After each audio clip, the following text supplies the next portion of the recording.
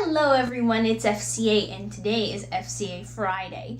And today we are going to be talking about 5 mental birth control methods. We all know what birth control is, or most of us do. They're the methods that prevent children from happening while simultaneously having intercourse. Things like the pill, condoms, Plan B pill, the Mensa ring, things of that nature. But there are birth control methods that are mental. Things that you just thinking of them makes you not want to have children and makes you more likely to abstain from sensual activity. Radio? Radio. These are my top 5 methods. These are things that make me never want to do any kind of sexual activity because just thinking about them leading to children makes me terrified. So let's get into that, shall we? The first thing is just the cost of children. Just the cost of diapers is terrifying to me. I used to work at a daycare, and when I did, I was in the toddler and infant room the most, and I was always changing diapers. Diapers are expensive. Just having children is expensive. Having them is expensive. Doctor bills are expensive. Just follow me on this. The cheapest diapers that I could find on the market are Dollar General diapers. They're $5.50 for a pack of 40. Now, initially on the surface, you're like, 40 of something for $5? That's great. Until you realize that newborns typically need to be changed 10 to 14 times a day. Holy peaches, that's a lot. And now you might be thinking, yes, that's true. For the first month, you're changing them a lot, but they go to the bathroom less as they get older. But diapers get more expensive, and there's usually fewer in the pack, which, makes them more expensive as they get older too. Going to a size 3 for the average baby, that's when they're about 16 to 18 pounds, roughly. Everything's on averages. I know that there's always going to be somebody who's like, well, my baby or my friend's baby, we're going with majority, not your one-off exception here or there, all right? All right. So I said that and that's when they're about 5 to 6 months old. Some babies weigh more at different times, that sort of thing. But for the Dollar General size 3 diapers, you're only getting 36 diapers in the pack for the same price. You're losing 4 diapers. Now, if we go with a main average of 8 changes a day, you're probably going to be buying diapers for the first 3 years of the kid's life during their potty training, and usually you keep doing it while they're sleeping until they're about 4 or 5. Some kids take longer, some kids are shorter, but for the most part, that's the average.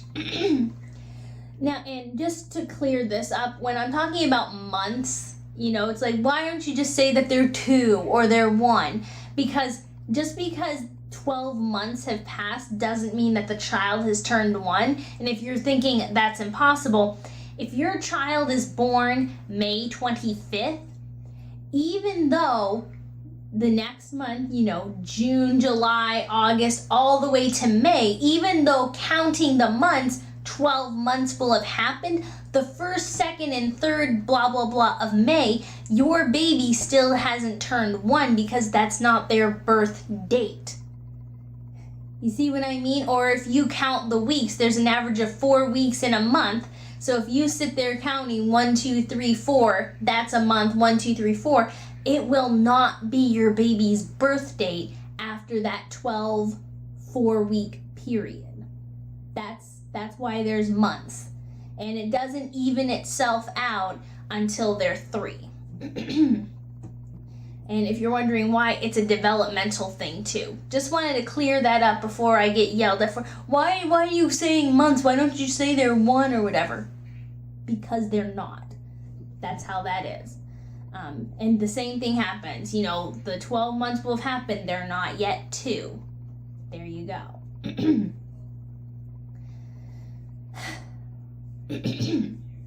Now, 8 changes a day for about 3 years. We'll say up until they're 30 months old, because most kids are at their peak of potty training then.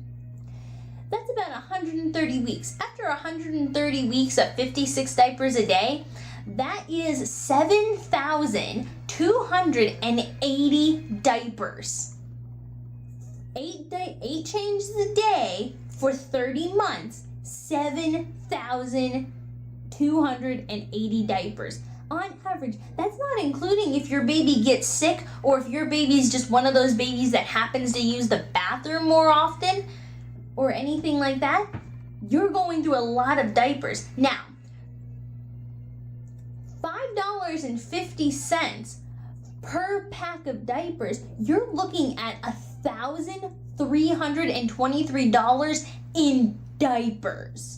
Okay, that's just in diapers, and again, that's not including if they're sick. You gotta remember that.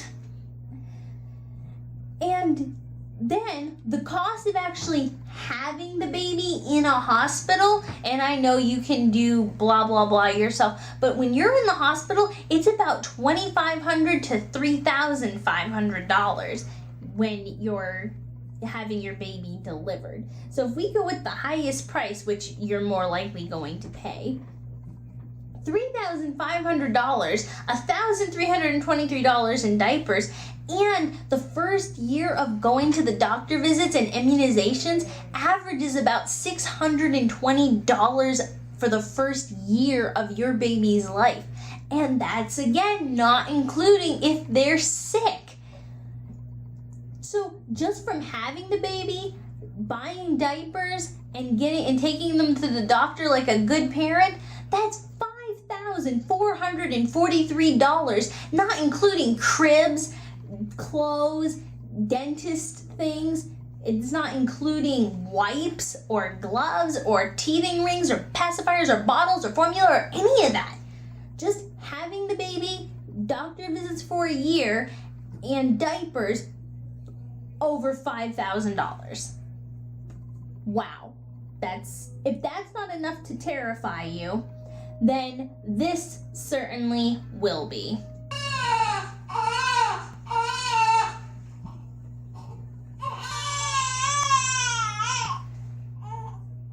Listening to that sound for years. Let me say that again. Years. Every day. Only it's going to be even louder because the baby's most likely, their crib's going to be in your room or in the room next door. And it's going to happen in public. And then everyone's gonna hate you because your baby's crying in a restaurant. At least I hate when people's babies cry in restaurants. Is that just me? I'm missing out on the maternal instinct gene? I don't know. But other things. That's another thing. You can't just go anywhere when you have a baby. There's no such thing as a short trip with a baby, because unless you want to be a bad parent and leave your baby sitting in poop, you have to take diapers and wipes and a change of clothes, because you never know when they're going to have an explosion of doo-doo when you're at the store, and you have to bring a car seat or a traveling thing and bibs and teething rings or bottles and all kinds of stuff or blankets and there's everything you have to bring. And you travel to visit somebody, you gotta bring a playpen or a bouncer, you gotta bring like a mini crib. There's 1,000 things you need just to go see your parents or just to go see a friend or do anything out of state. And you have to bring all of that everywhere you go. Right now, if I right in this second was like, I need to go to the store, I can just go, grab my bag. I just need to grab my license, grab my my money card or checks, whatever I'm grabbing, my key, and I'm out the door. If you have a baby, going anywhere, just getting ready to go is an additional 45-minute process. Okay, I'm sure that the more experienced parents can get it down in 20. They're always like, we can do that in half the time. But if you're a new parent trying to get that car seat in for the first time, trying to get everything situated and making sure that you have the da-da-da-da-do-do-do in case they do the do-do-do, just that I can't handle that. That is so freedom restricting to me. And you have to always watch them unless you want to be a bad parent. And then this one I read on Facebook. The other reason I read on Facebook, and it was by somebody called Basic Dora, and my cousin Destiny shared it. It's that being a parent means you're the one who has to get the spider out of the room. No. All the no. All of my no. No. No. No. All of it. No. And the last reason that is mental birth control for me is the judgment from other people. We're judged enough as it is, I think. We're judged every time we turn around. We judge ourselves, we get judged from our Facebook, from our bosses, from friends and family. We're judged constantly. But you will never be judged like a parent until you are one. Because parents and non-parents will judge you, criticize you to your face about everything. You will never, if you already can't make anybody happy, you will never ever satisfy anybody when you have children, all right? Because you get labeled as a good or bad parent after one incident. You know how I said the people who bring their kids to the grocery store and don't have diapers for them in case they poop and they just let them stay and poop? That's a bad parent. I don't have children, but I'm judging you if you do that. If you bottle feed, like it's your kid and how you feed them, you will get judgment for. If you breastfeed, you're a bad parent. If you bottle feed, you're a bad parent. If your kid cries or whines for any reason, you're a bad parent. If your kid still has a pacifier or not at whatever age, or if they're toilet trained, or if they're walking at this time or not, how many words they have, you get judged as a bad parent. If your child's too bossy, bad parent. If your child's too submissive, bad parent. And it's like, if your kids are too good, if they're too well behaved, then you're a bad parent because you don't let your kids play and explore and make mistakes. Your bedtime routine is what? All of that. Just thinking about all of that, where every time I turn around, and then I'd be questioning myself, am I a bad parent? Am I doing the wrong thing? Is my child really unhappy? Am I doing the best for their future? That's just too much pressure for me, okay? That is way mature than I ever wanted to be.